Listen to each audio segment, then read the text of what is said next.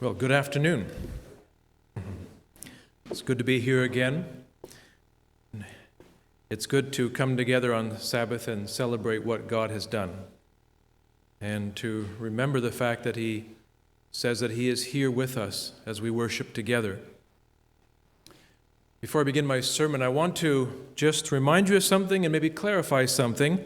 You know that for a number of weeks now, we've been encouraging you to fill out this grief and loss survey that is available both online, but also as a hard copy, a piece of paper on the table in the foyer. You can pick it up on your way out and fill it out. We do want your input because this is not simply about losing someone you love, because there's many different areas of grief. There's many different burdens that people bear, and we as a church want to serve you better.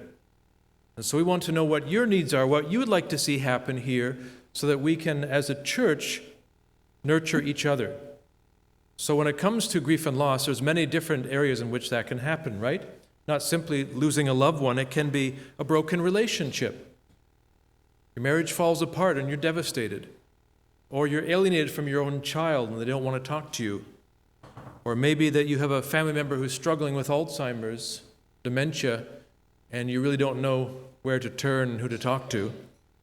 Maybe you yourself are struggling with a disability, or maybe infertility, or maybe any one of a number of different areas where you are experiencing grief in your life, loss in your life. So we want to make sure that we are scratching where it itches, so to speak. We want to make sure that we design this, that it meets your needs. And so to do that, we need your input. So please take some time during this week, fill it out, the survey for us, or take a hard copy in the back if you find computers frightening in some way, So just get it back to us so we can do that, and we'll let you know how that goes. Okay? Thank you.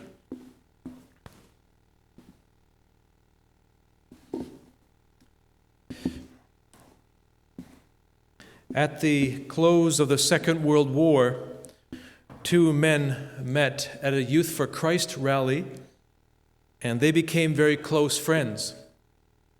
They shared a passion for evangelism, and they preached together to huge crowds. They traveled the globe together. Wherever they went, worked together, made a huge difference for Christ. And you probably know their names. The first one is very well known to everyone, Billy Graham.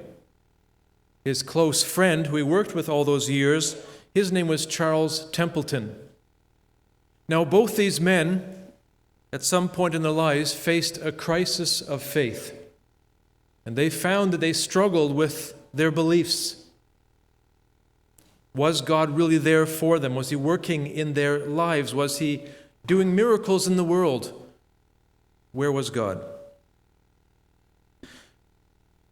Billy Graham came through that struggle with a stronger faith and served the Lord throughout his life and made a huge difference in, countless lives.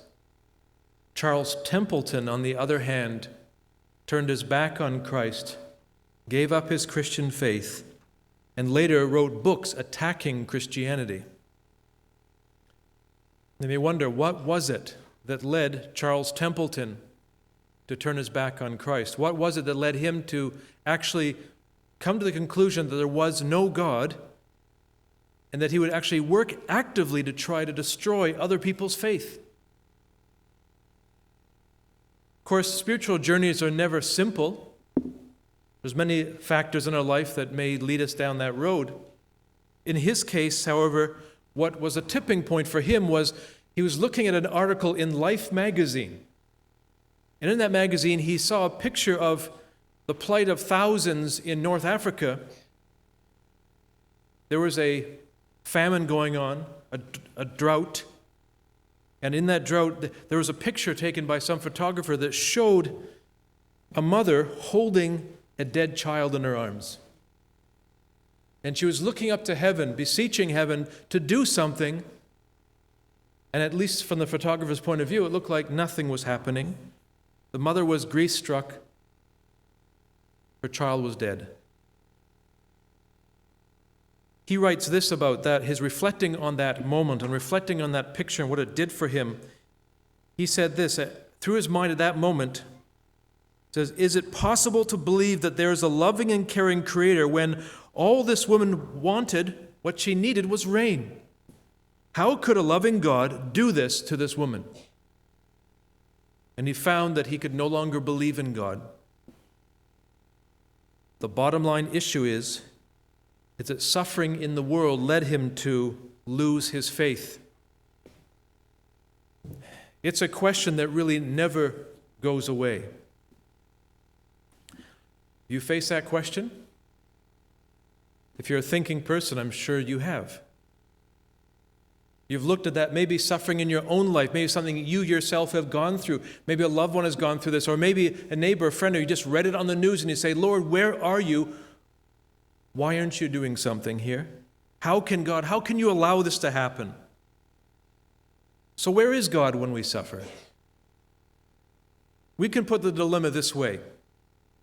If God is all-powerful, he can do anything he wants, right? And if God is all good, he wants only good things.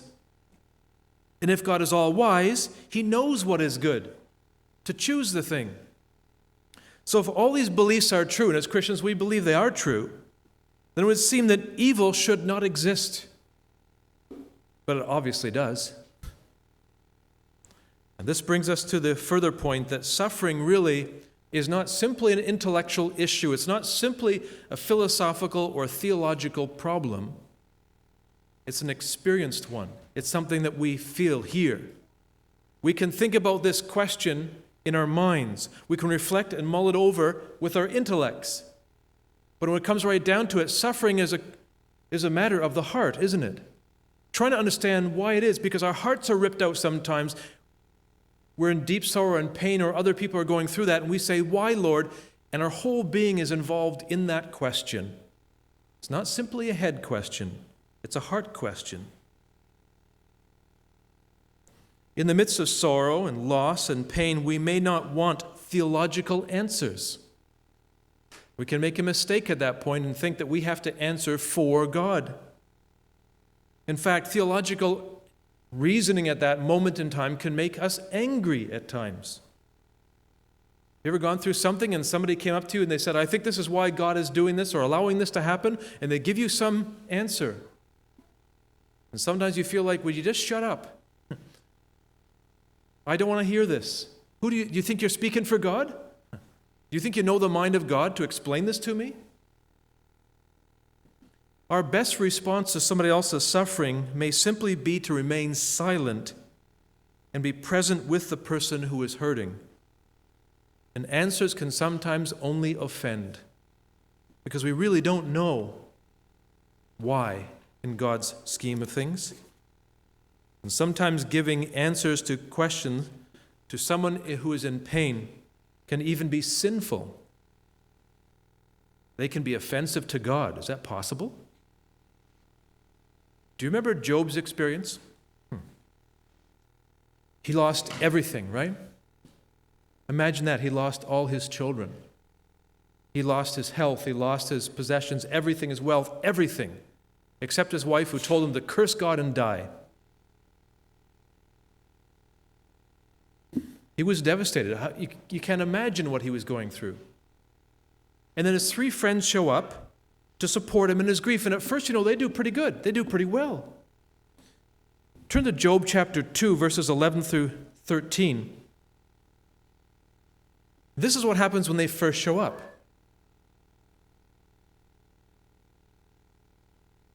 When Job's three friends, Eliphaz the Temanite, Bildad the Shuhite, and Zophar the Naamathite, if I mispronounce those, who knows, When those three arrived and they heard about all the troubles that had come upon him, they set out from their homes and met together by agreement to go and sympathize with him and to comfort him.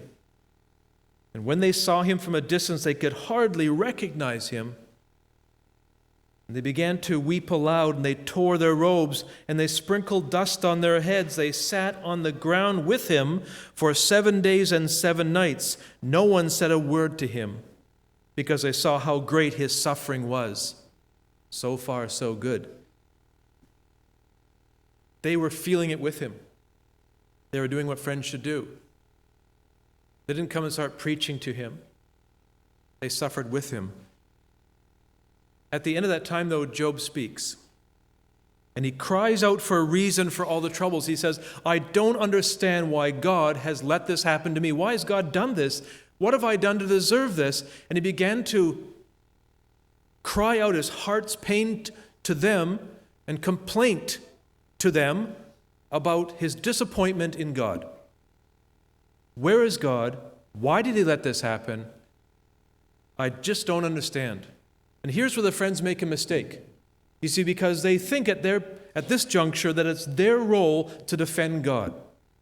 So they begin to say, well, Job, just a minute now.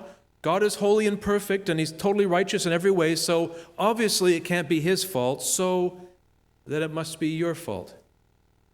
It must be something that you did, some hidden sin, something you've overlooked, something. There has to be a reason why you're going through what you're going through. It must be in God's plan somehow. Somehow you deserve this. So they begin blaming the victim in all this.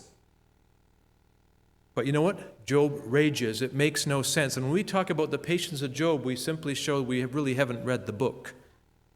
Because Job is not sitting there patiently. He is raging against God. He's angry with God. He's bringing a formal complaint against God. It's like he's before the courts of heaven. He is bringing accusations against God. Turn to Job chapter 10. So I'm going to read a little bit to give you a sense of the flavor of the mind, the pain that's going through Job. Job 10, verses 1 to 9. How's this for a beginning? I loathe my very life. And therefore I will give free rein to my complaint. I'm going to hold nothing back. I'm going to tell God exactly what I think and exactly what I feel. My complaint, of course, is not to anybody else, but it's to God. Right? And I'll speak out in the bitterness of my soul.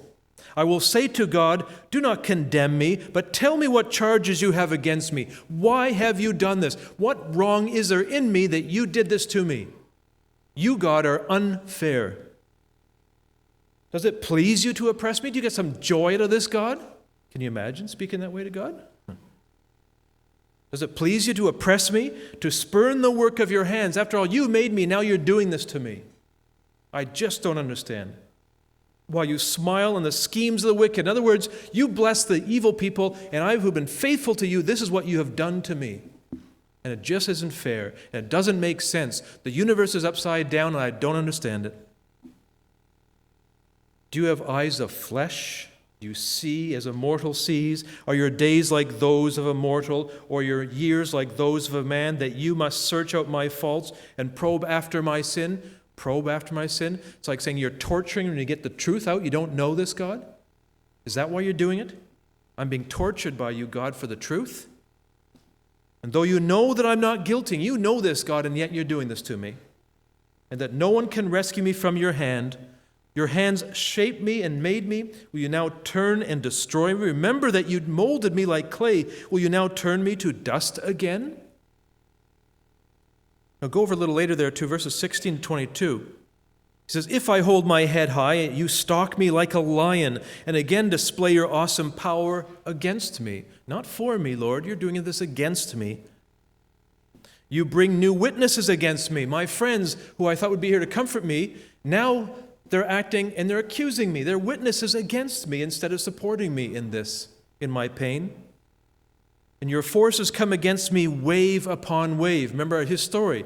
Crisis after problem after disaster hit him one after the other. Why then did you bring me out of the womb? In other words, I wish I was never born. I wish I had died before any eye saw me. If only I'd never come into being or been carried straight from the womb to the grave. Are not my few days almost over? And here's the most bitter statement of all. Turn away from me so I can have a moment's joy. What is he saying? Thanks for your attention, God. I've had enough. I'd rather you turn away from me because when you look at me, only bad things happen. Can you imagine saying that to God?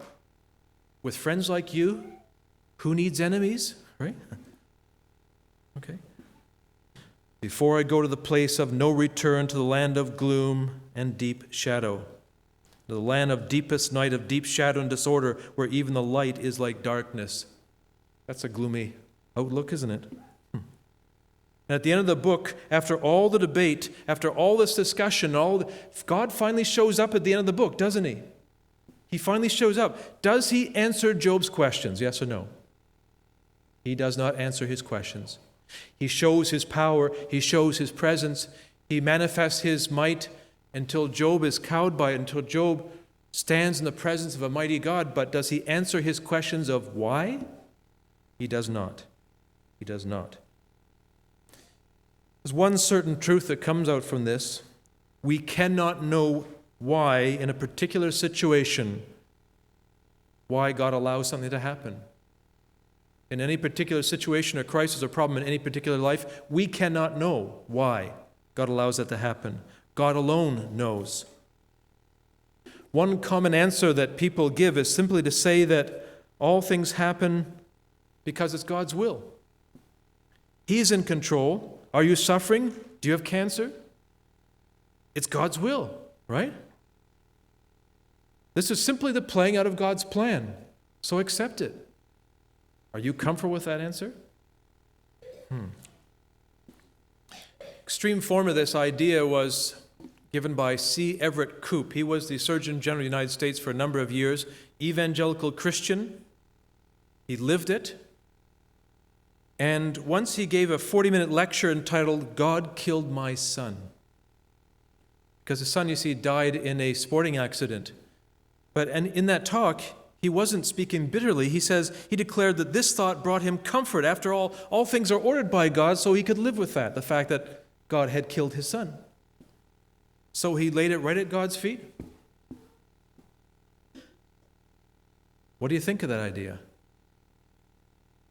See, that idea raises many more questions. Is all things that happen in this world God's will? If that is the case, then you look at things like the Holocaust. You look at the torture and rape and murder of a little child, and you have to say that was God's will. He wanted that to happen. Because it makes God responsible for all the terrible things that happen in this world if everything that happens is God's will. Is it God's plan? If so, in what sense is God really good?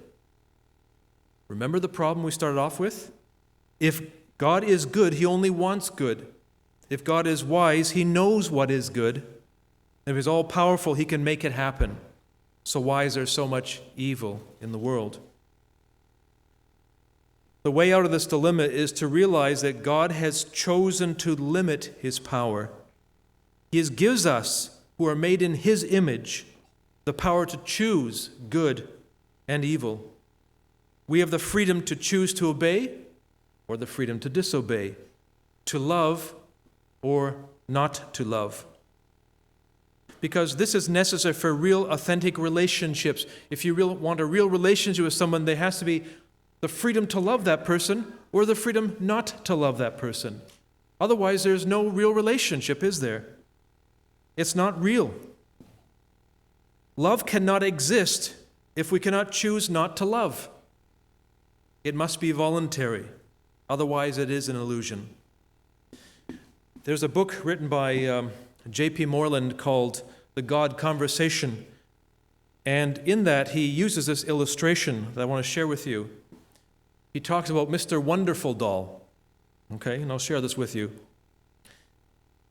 Again, he made this up, obviously. One of the hottest gifts today for female shoppers is the Mr. Wonderful doll. He's 12 inches tall, handsome, and most important to women, he's sensitive. And this perfect man is programmed to always say the right thing. Wouldn't that be nice, you know? Simply push a button to hear him say one of 16 phrases, such as, "You take the remote, dear. As long as I'm with you, I don't care what we watch," you know? Or, "You know, the hockey game is not that important. I'd rather spend time with you." Or, "Why don't we go to the mall? I'm sure you'd like another pair of shoes," you know? "You know, I think it's really important that we sit and talk about our relationship." Or, "You've been on my mind all day. That's why I brought you these flowers." You know, the best thing about Mr. Wonderful is that he never disappoints. He's never irritable, sarcastic, or selfish. And so long as you keep putting 3 AA batteries into him, he'll continue to affirm and compliment who's ever pushing the buttons. For those of us who are in relationships, that could be handy, you know. God could have done the same. That is, he could have created a world of wonderful human dolls. Each time God pressed our button, we'd be programmed to say, God, you've been on my mind all day. Or, so long as I'm with you, God, I don't care what we do. Or, God, you are holy, you are perfect, you are worthy of my love. Or, God, I would never disobey you. In a world of human dolls, there would be no evil. Why? Because lying, cheating, rape, and murder, and abuse, and racism, and sexism would not be part of our programming. All we would do, like the Mr. Wonderful doll, would be to continually fawn over God. It would be a perfect world, free of evil. But would a relationship with a doll really satisfy? And while Mr. Wonderful can say, I love you, does he mean it?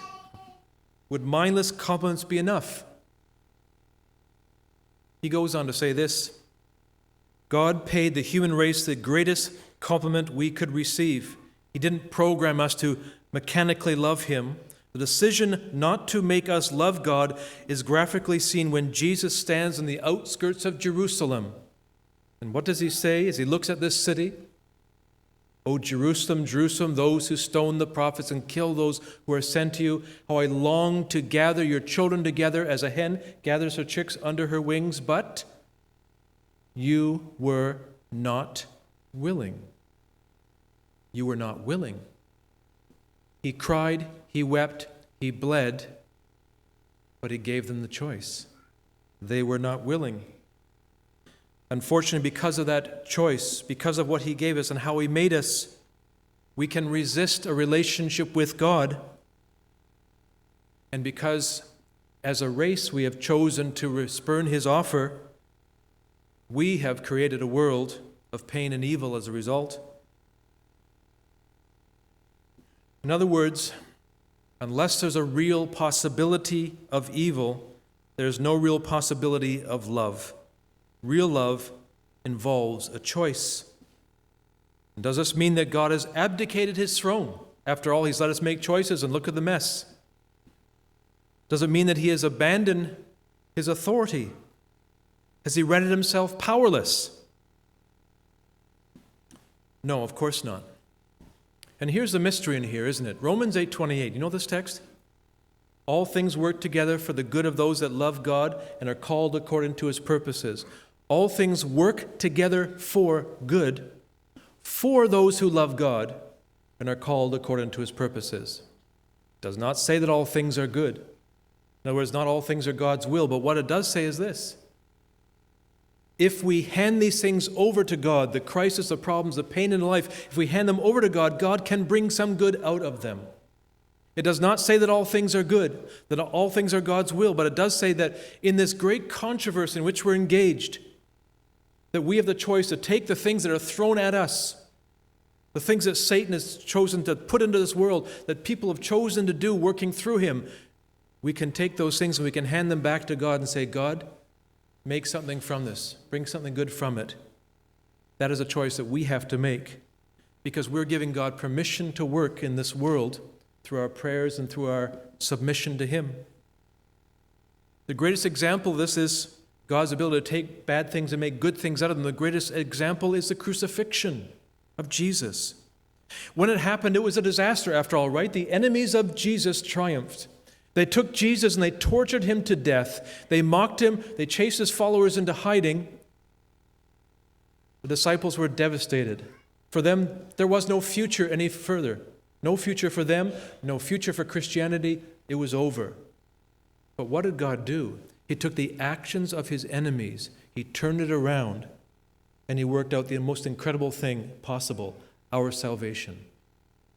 We are saved because God took something done, an evil act, and he brought incredible results from it. That because of his willing death, we can live forever. Incredible. Evil was turned into God's vehicle of salvation because of the willing submission of Jesus.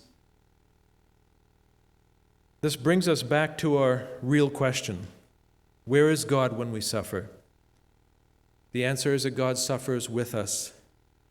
He takes our suffering into himself. It happened on the cross, and it happens every day of our lives. In John chapter 1, verses 1 to 5, we have this glorious passage of God's condescension as he became one of us.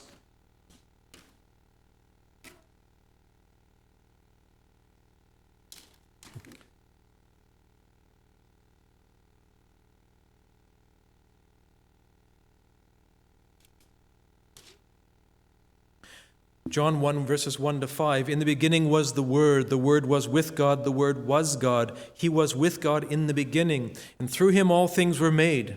Without him nothing was made that has been made. In him was life, and that life was the light of men. The light shines in the darkness, but the darkness has not understood it. But see, it didn't stop there, did it? In verse 14, the Word became flesh. And he made his dwelling with us.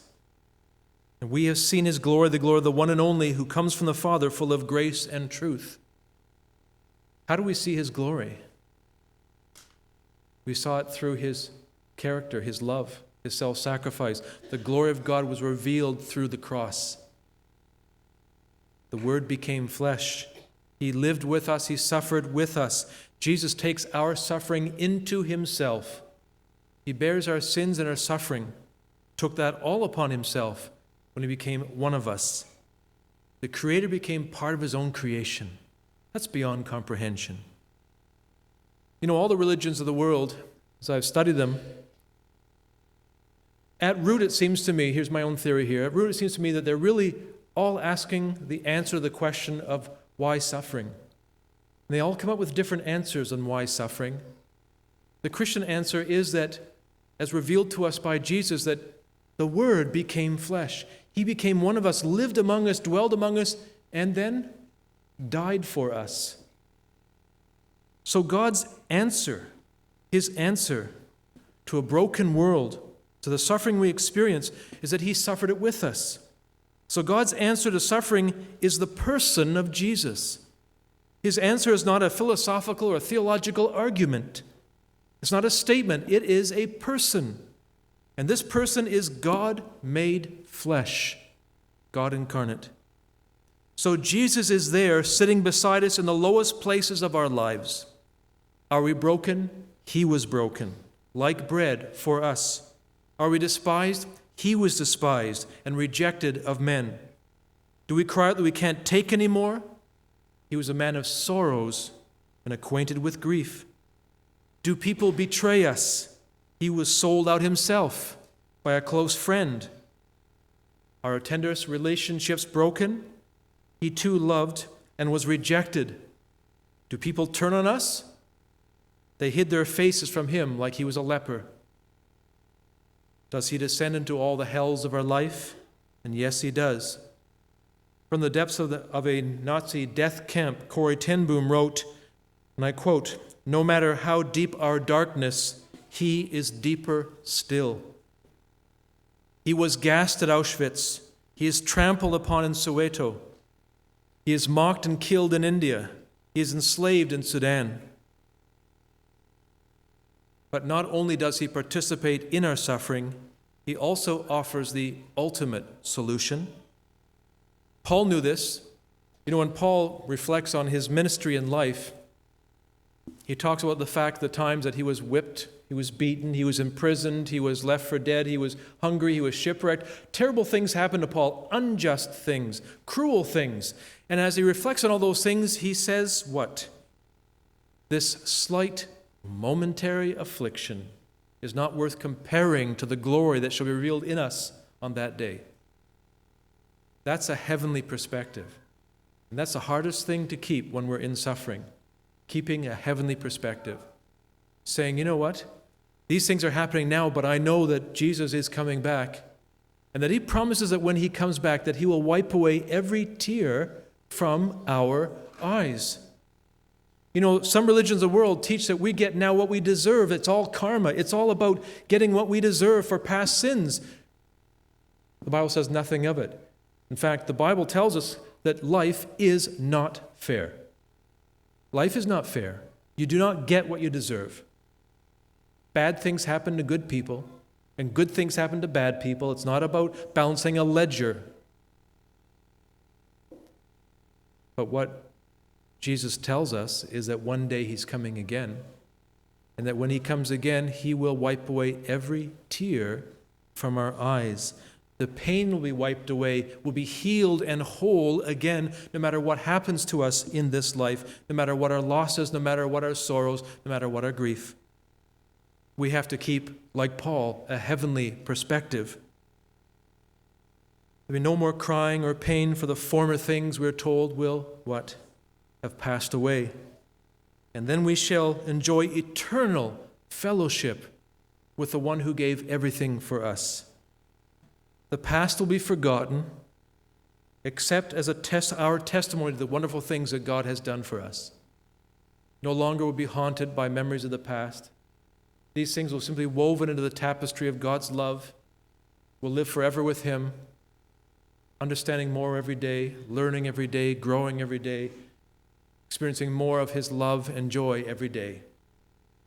Let's keep a heavenly perspective as we're going through those sorrows and pain, remembering that Jesus is coming again, and he'll wipe away every tear and heal every sorrow. And as we wait for that time, shall we comfort each other with those promises? Shall we lift each other up? We're all broken in different ways. We all need his grace and each other's grace in our lives.